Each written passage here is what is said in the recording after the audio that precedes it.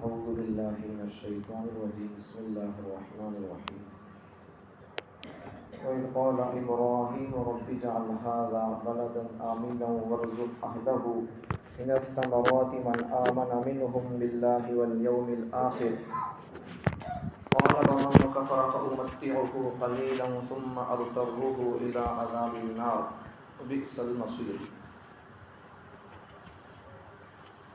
وَإِذْ قَالَ إِبْرَاهِيمُ اور یاد کرو اس وقت کو جب کہ ابراہیم علیہ السلام نے کہا رب اجعل میرے پروردگار تو بنا دے ھذا بلدا آمنا اس شہر کو پر امن وارزق اہلہ من الثمرات اور عطا فرما یہاں کے باشندوں کو یہاں رہنے والوں کو پھل من آمن منہم باللہ والیوم الآخر جو یہاں رہنے والوں میں سے اللہ پر اور آخرت کے دن پر ایمان رکھتا ہو اس کو عطا فرما یہاں کے پھل قال اللہ تعالیٰ ارشاد فرماتے ہیں ومن کفر جو کفر اختیار کرے فأمتعہ میں اسے موقع دوں گا فائدہ اٹھانے کا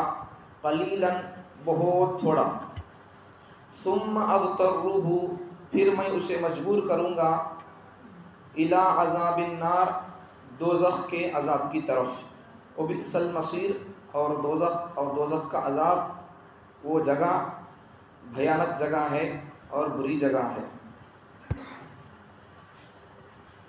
اللہ تعالیٰ کے پیغمبر حضرت ابراہیم علیہ السلام نے اللہ رب العزت کی بارگاہ میں عرض کیا کہ اے اللہ تو اس شہر کو مکے کو امن کا شہر بنا دے اور یہاں رہنے والوں میں سے جو لوگ ایمان لائیں تجھ پر اور آخرت پر ایمان لائیں تو ان کو تو پھل عطا فرما۔ اللہ تعالیٰ ارشاد فرماتے ہیں کہ جو لوگ کفر اختیار کریں ان کو میں دنیاوی زندگی میں فائدہ اٹھانے کے لیے موقع دوں گا بہت تھوڑا، پھر ان کو مجبور کروں گا دوزخ کے عذاب کی طرف، اور دوزخ بری جگہ ہے، برا ٹھکانہ ہے۔ اس آیت میں 4 باتیں بتائی گئی ہیں۔ پہلی بات حضرت ابراہیم علیہ السلام نے اللہ سے دعا کی کہ اے اللہ مکے کو امن کا شہر بنا دے۔ دوسری بات یہاں رہنے والوں میں سے جو لوگ ایمان لائیں اللہ پر اور آخرت کے دن پر تو ان کو یہاں کے پھلوں سے ان کو خوب سیراب فرما، یہاں کے پھل عطا فرما۔ تیسری بات اب جو لوگ کفر کریں تو اللہ فرما رہی کہ جو لوگ کفر کو اختیار کر لیں تو میں ان کو دنیاوی زندگی میں مختصر فائدہ اٹھانے کے لیے ان کو موقع دے دوں گا، اور پھر ان کو چوتھی بات پھر ان کو دوزخ کے عذاب کی طرف مجبور کروں گا، دوزخ کے عذاب کی طرف ان کو کھینچا جائے گا، اور دوزخ کا عذاب اور دوزخ برا ٹھکانہ ہے، بری جگہ ہے۔ حضرت ابراہیم علیہ السلام اپنی بیوی حضرت ہاجرہ علیہ السلام اور حضرت اسماعیل بیٹے نبی ان کو لے کر جہاں کعبہ تھا تو وہاں ان کو لے جا کر چھوڑ دیے۔ چھوڑنے کے بعد اللہ سے دعا بھی کی کہ اے اللہ اس شہر کو جہاں میں اپنے بیوی بچوں کو چھوڑا ہوں تو اس شہر کو امن کا شہر بنا دے، یہاں رہنے والوں کو خوف نہ ہو، حراست نہ ہو، تشدد نہ ہو، ظلم بربریت کا شکار نہ ہو، امن ہو۔ اللہ تعالیٰ نے اس جگہ کو امن کی جگہ بنا دیا، اور امن بھی ایسا کہ وہاں کے انسان تو انسان اور جانور تو جانور وہاں کے پتوں کو بھی اکھاڑ نہیں سکتے، کانٹوں کو بھی اکھاڑ نہیں سکتے۔ اللہ نے مکے کو وتی پر امن جگہ بنا دیا، یہ ان کی دعا کا صدقہ تھا۔ پھر اللہ تعالیٰ سے ابراہیم علیہ السلام نے کیا دعا کی کہ اے اللہ مکے میں رہنے والے جو لوگ ہیں، یہاں کے باشندے، یہاں رہنے والے، تو یہاں رہنے والوں میں سے جو لوگ ایمان قبول کریں، تجھ پر ایمان لائیں اور آخرت پر ایمان لائیں تو ان کو پھل عطا فرما، میوے عطا فرما۔ اب یہاں ایک سمجھنے کی بات، حضرت ابراہیم علیہ السلام نے صرف وہاں اللہ جو لوگ یہاں بسیں گے تو ان کو پھل میوے عطا فرما، ایسا بولتے تو پھر ایسا بولنے کی کیا ضرورت تھی؟ یہاں رہنے والوں کو اللہ پھل دے ڈال، ان کو عیش آرام کی زندگی دے ڈال، اللہ روزی روٹی کا انتظام کر دے، بولنا تھا نہیں۔ حضرت ابراہیم علیہ السلام نے اپنی دعا میں کیا کہا؟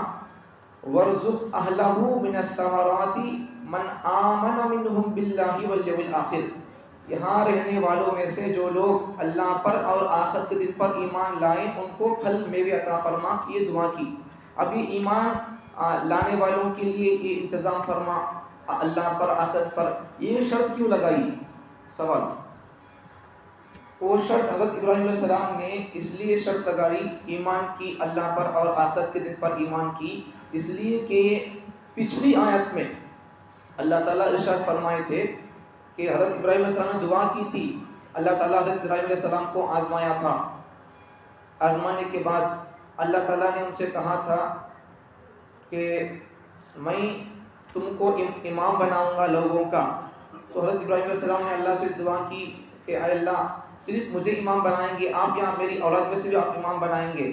تو اللہ تعالیٰ وہاں کیا ارشاد فرمائے تھے؟ قَالَ لَا يَنَالُ عَهْدِ الظَّالِمِينَ، میں ظالم لوگوں کو امام نہیں بناتا، مطلب نبوت عطا نہیں کرتا۔ تو یہاں یہ بات ان کے ذہن میں تھی، اللہ تعالیٰ ظالم لوگوں کو نبوت عطا نہیں کرتا، نبی نہیں بناتا، کافر لوگوں کو اللہ نبی نہیں بناتا، ان کو امام نہیں بناتا، اللہ ان سے خوش نہیں ہوتا۔ تو اس بات کو حضرت ابراہیم علیہ السلام، کفر اللہ کو پسند نہیں ہے، کافر اللہ کو پسند نہیں ہے، تو اس بات کو حضرت ابراہیم علیہ السلام ذہن میں رکھتے ہوئے اللہ کے بارگاہ میں جو چیز کفر اللہ کو پسند نہیں ہے، وہ چیز اللہ کو پسند نہیں ہے، تو پھر اس کو ذہن میں رکھ کر اللہ کے دربار میں ادب کا تقاضا ہی تھا کہ حضرت ابراہیم علیہ السلام کافروں کے لیے دعا نہ کرتے، اس لیے انہوں نے کیا کیا؟ کافروں سے ہٹ کر کیا دعا کی؟ من آمن منہم باللہ والیوم الآخر، یہ دعا کی جو لوگ مکے میں رہنے والوں میں سے اللہ پر ایمان لائیں گے، آخرت پر ایمان لائیں گے، تو ان لوگوں کو تو کیا کر؟ وَارْزُقْ أَهْلَهُ مِنَ الثَّمَرَاتِ، وہ ایمان تجھ پر لانے والے، اللہ پر ایمان اور آخرت پر ایمان، یہ دو چیزوں پر ایمان رکھنے والوں کو تو یہاں کے رہنے والے ایسے لوگوں کو، مسلمانوں کو تو رزق عطا کر، میوے عطا فرما، پھل عطا فرما۔ سمجھ میں آ گیا سوال جواب؟ تو اللہ تعالیٰ کو ایمان پسند ہے، اسلام پسند ہے، مسلمان پسند ہے، تو اللہ نے کیا کیا؟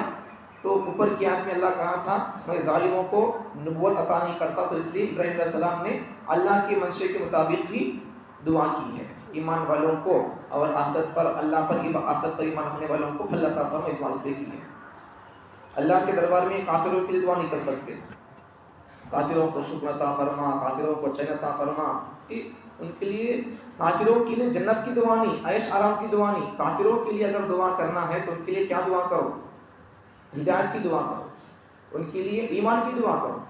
سمجھ میں آ رہی بات؟ اس لیے اللہ تعالیٰ نے بھی قرآن مجید میں جہاں جہاں بھی مسلمانوں سے اللہ نے بات کی، ایمان والوں سے اللہ جہاں خطاب کیا یا ایھا الذین آمنوا بول کر، تو وہاں جہاں اللہ نے ایمان والوں سے بات کیا، خطاب کیا، تو وہاں اللہ نے اعمال کی بات کی۔ یہ سمجھنے کی بات، اسے ذہن میں رکھ لو، اللہ تعالیٰ نے جہاں جہاں قرآن مجید میں ایمان والوں سے خطاب کیا، ایمان والوں سے بات کیا یا ایھا الذین آمنوا کہہ کر، تو وہاں اللہ نے کیا بات کی؟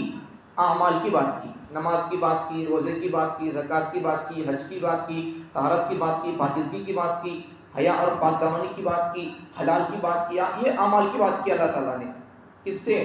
جب اللہ ایمان والوں سے مخاطب ہوا، خطاب کیا، بیان کیا، بات کرنا چاہا، تو کیا کیا؟ ان کو اعمال کی بات کیا۔ جب اللہ تعالیٰ نے کافروں سے بات کیا، کافروں کو اللہ کچھ پیغام دینا چاہا، تو اللہ نے وہاں کیا کیا؟ وہاں اعمال کی بات نہیں کیا، ایمان کی بات کیا۔ سمجھ میں آئی بات؟ علمی بات ہے، یہ اسے یاد رکھ لو۔ ایمان والوں سے اللہ تعالیٰ اعمال کی بات کر رہا ہے، اور غیر ایمان والے کافر لوگوں سے اللہ تعالیٰ اسلام کی بات کر رہا ہے۔ تمہیں اسلام میں پہلے آ جاؤ، اس کے بعد تمہیں اسلامی اعمال کو فالو کرو، یہ اللہ تعالیٰ کافروں سے کہہ رہا ہے۔ اچھا، اللہ تعالیٰ نے کیا سے کہاں چل گئی بات؟ تو کافروں کے لیے کیا دعا کرنا؟ کافروں کے لیے امن سکون کی، چین کی، جنت کی نہیں دعا کرنا، سو ان کے لیے ایمان کی دعا کرنا۔ اس لیے کسی بھی غیر مسلم کو اگر سلام کرنا ہے تو ان کو سلام رکھو کرو. ان کے لیے کیا دعا کرو؟ سلام تو یہ سلامتی کی دعا، امن کی دعا، رحمت کی دعا، یہ مسلمان کے لیے ہونا سو. اب غیر مسلم کے لیے کیا کرنا ہے؟ اس کے لیے ہدایت کی دعا کرو، ہداک اللہ، یہدیکم اللہ، ایسی دعا کرو اس کے لیے.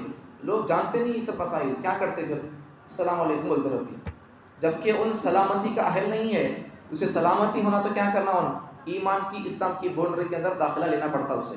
پھر ایسے لوگوں کو سلام کرتے رہتے، السلام علیکم، السلام علیکم، کہاں سلامتی نازل ہوتی اس کے اوپر؟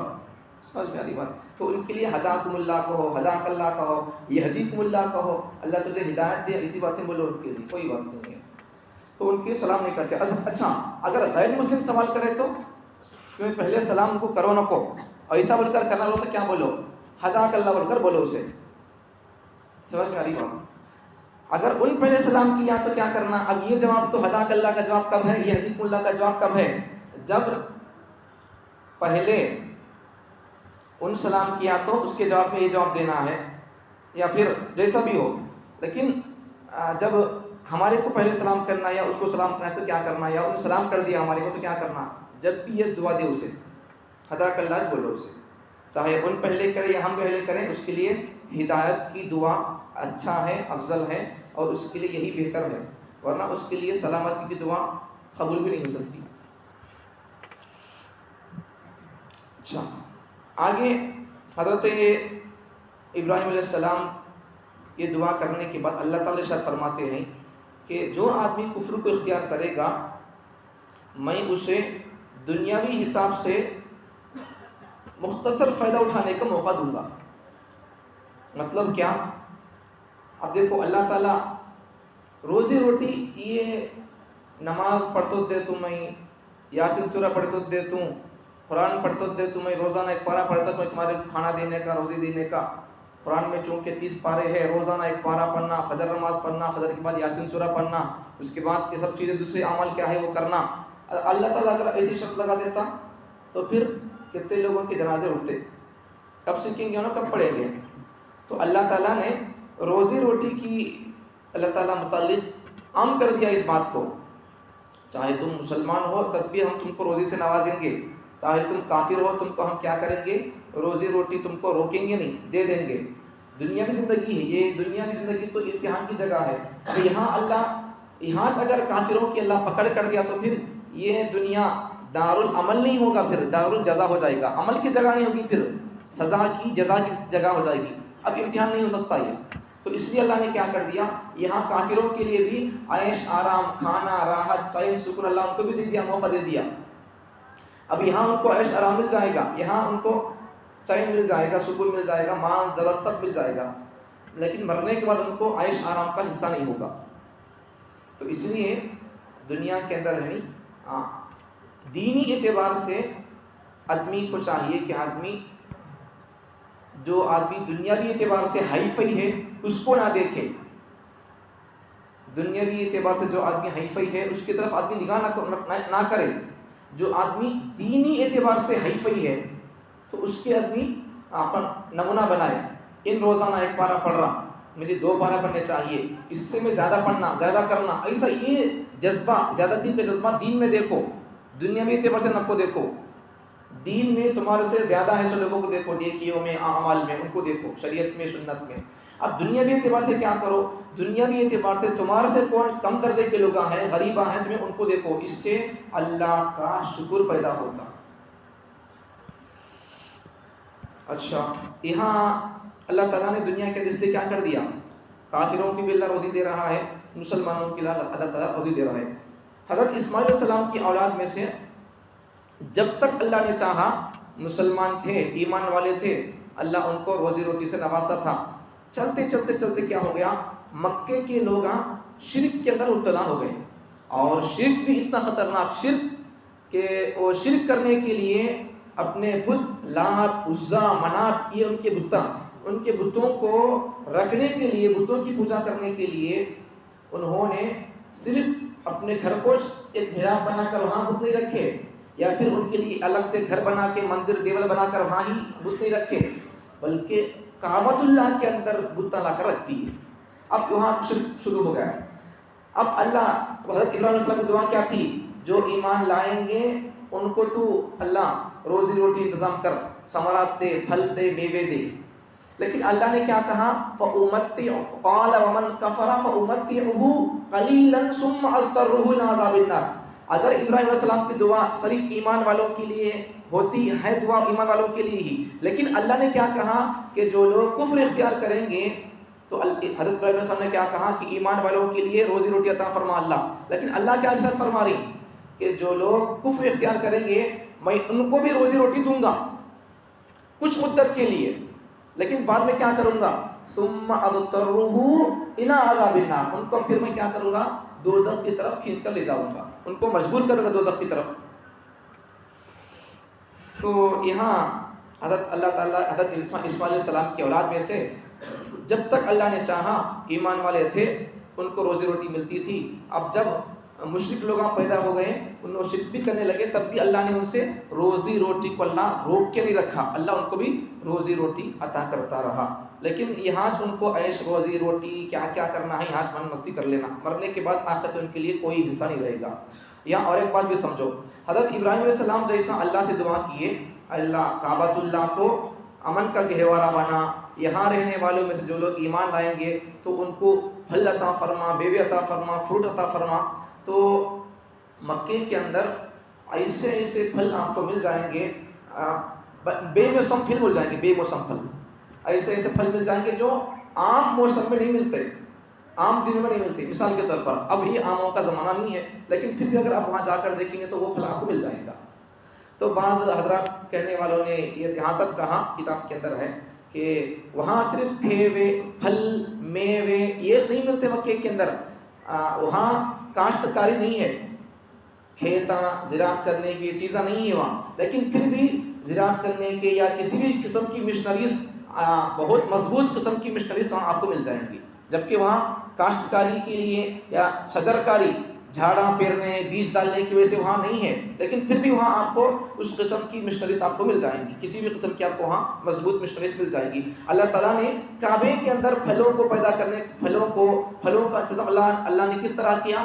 طائف کو اللہ تعالیٰ نے سرسبز اور شاداب شہر بنا دیا، علاقہ بنا دیا. وہاں قسم قسم کے پھل میوے فروٹ وہاں پکتے ہیں، اور وہاں سے لوگ لا کر کعبۃ اللہ کے اندر مکے کے اندر وہاں کے لوگ لا کر فروخت اور بیچتے ہیں. آخری بات، جیسا حضرت ابراہیم علیہ السلام نے اللہ سے دعا کی مکے کو امن کا شہر بنا، اور مکے میں جو لوگ مسلمان ہوں گے ان کے لیے تو اچھا انتظام فرما روزی روٹی کا، پھلوں کا، تو ویسا ہی حضور صلی اللہ علیہ وسلم نے بھی جیسا حضرت ابراہیم علیہ السلام نے مکے کے لیے دعا کی، مکے کے رہنے والوں کے لیے دعا کی ہے، ویسا محمد صلی اللہ علیہ وسلم نے مدینے کے رہنے والوں کے لیے دعا کی ہے. اللہ وہاں اس شہر کو امن کا بنا دے. جیسا ابراہیم علیہ السلام نے دعا کی تجھ سے، ایسا اللہ میں تجھ سے دعا کرتا ہوں کہ جیسا وہاں رہنے والوں کے لیے انہوں نے دعا کی پھل اور امن کی جگہ کے لیے، تو میں بھی یہاں رہنے والوں کی دعا کر رہا ہوں، یہاں رہنے والوں کو تو پھل عطا فرما، میوے عطا فرما. اور حضور صلی اللہ علیہ وسلم کی دعا ایسی قبول ہوئی کہ وہاں جب مدینے کے اندر کوئی پھل بکتا تو وہاں کے لوگ پہلی فصل، پہلے پھل، پہلی پک حضور کے پاس لا کر دے دیتے. تو حضور صلی اللہ علیہ وسلم اس پھل کو لے کر دعا کرتے کہ اے اللہ ہمارے لیے اس پھل کو، ہمارے لیے اس شہر کو، ہمارے لیے اس پھل میں اور اس شہر میں برکت عطا فرما، اور ہمارے سا اور مد میں ناپنے کے آلے، جیسا لیٹر کا ایک تما ہوتا نہیں ہمارا، تو ویسا ناپنے کا ترازو ایک آلہ ہوتا تھا، ہمارے سا اور مد میں برکت عطا فرما، مطلب زیادہ پیک پیدا فرما بول کر یہ پیغمبر صلی اللہ علیہ وسلم وہاں کے لوگوں کے لیے پھل لاتے تھے تو دعا کرتے تھے. اس کے بعد پھر کیا کرتے تھے؟ جو چھوٹا بچہ ہوتا تھا اس کو وہ پہلی فصل کا پھل، پہلی پیک چھوٹے بچے کو لا کر دے دیتے تھے. یہ سنت ہے. تو اس لیے جو چھوٹے بچے ہوں گے پہلے بانٹنے میں بھی پہلے کیا کرنا، گھر میں بھی ہو کام بھی ہو، جو چھوٹے بچے ہوں گے ان کو پہلے کوئی چیز لائے تو ان کو دینا، یا پھر ان کے ذریعے سے بولنا کہ بیٹا تو لے کر سب کو بانٹ. دو چیزیں، یا تو پہلے بچوں کو دے دو کھانے کے لیے، یا پھر بچے کو دے کر کیا کہو کہ بیٹا تو سب کو بانٹ. اس سے کیا ہو جائے گا؟ ایک تو پیغمبر صلی اللہ علیہ وسلم چھوٹے بچے کو پہلے پھل دیے کھانے کے لیے، یہ بھی سنت ادا ہو جائے گی. دوسری بات کیا کہ بچے کے اندر سخاوت کا مزاج پیدا ہوگا، دینے کا مزاج پیدا ہوگا اس سے. ورنہ پھر بچے کا مزاج کیا ہو جائے گا؟ خالی لینے کا ہو جاتا. پھر اس لیے کیا کرنا، گھر کے اندر کوئی چیز لائے، آپ ایپل لائے، انگورا لائے، کیا تو چیز لائے تو کیا کرو چھوٹے بچے گھر میں کون ہے اسے ایک ہی دن ایک جنے دے ڈالو، اے با آج تو بانٹ پا، ایسا گھر میں سب کو بانٹ پا، بھائی آپ کو کھانا، آپ کو سب کو دیوا بول کر ایسا بچوں کو دیتے رہیں گے، جس سے کیا ہوگا بچوں کے اندر ایک تو بچوں کے اندر دینے کا مزاج پیدا ہوگا، دوسرا بچوں کے اندر بڑے ہونے کے بعد بھی وہ بچے لینے کا مزاج چھوڑ کر دینے کا مزاج ہی وہ اپنے اندر پیدا کریں گے، ورنہ پھر بچے کیا ہو جائیں گے اب سے اپنی چیز کسی کو نہیں دیں گے۔ سمجھ میں آ رہی بات؟ یہ مزاج ہمیں بچوں کو تیار کرنے کا، ان کے اندر یہ مزاج، یہ تربیت ہماری چھوڑنے کا ان کو ایسا، اس لیے یہ گھروں کے اندر ماحول مزاج سنتوں کا پیدا کرو۔ اللہ تعالیٰ مجھے اور آپ کو اپنے بچوں کی تربیت اچھا کرنے کی توفیق عطا فرمائے، سنتوں پر شریعت پر عمل کرنے کی توفیق عطا فرمائے۔ اللہ تعالیٰ کعبے کی، مکے کی، مدنی کی اللہ تعالیٰ حفاظت فرمائے، اور وہاں اللہ تعالیٰ سب کا جانا مقدر اور اللہ نصیب فرمائے۔